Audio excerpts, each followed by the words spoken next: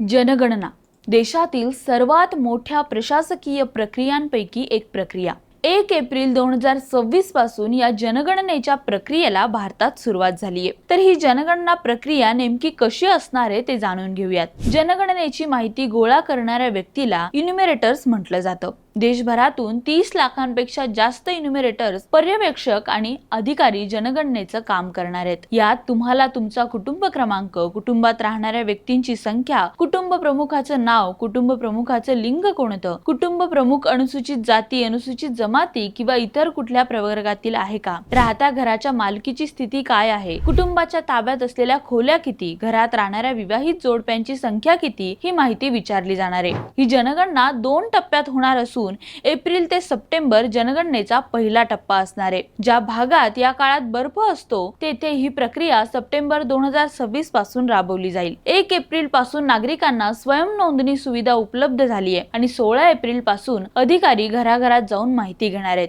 घराची स्थिती, वीज, स्वच्छता आणि मालमत्ता याची माहिती यामध्ये घेतली जाणार आहे। तर मग तुम्ही ऑनलाईन नोंदणी केलीत का? आम्हाला कमेंट करून नक्की सांगा। आणि हो, आमच्या इंस्टाग्रामला फॉलो करायला आणि यूट्यूबला सबस्क्राइब करायला विसरू नका।